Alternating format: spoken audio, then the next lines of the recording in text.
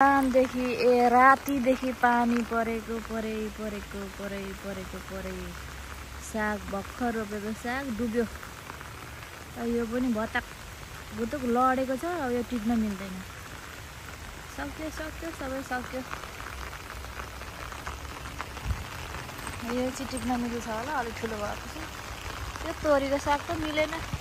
यहाँ रायोको साग रोपेको थियो, त्यो पनि गयो। अब पानी परेको परेछ। के भयो यस्तो पानी?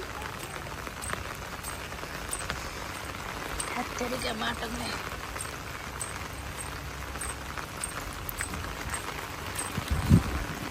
पानी परेको परै कति परेको हौ, अलक्षिण पानी। यता पनि साग लता उतुक भएछ सबै। लुखिनाको यही भाँचिएछ।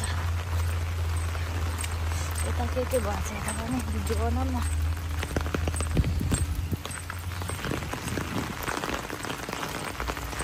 हजुरआमा कता जानुभयो?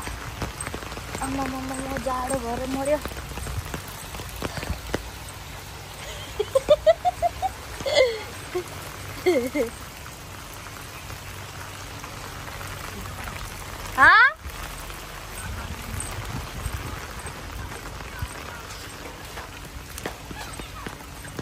तपाईहरुको त साग त केही भएको रहेन रहेछ त।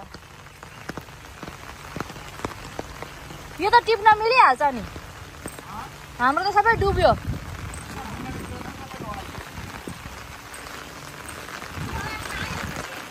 ह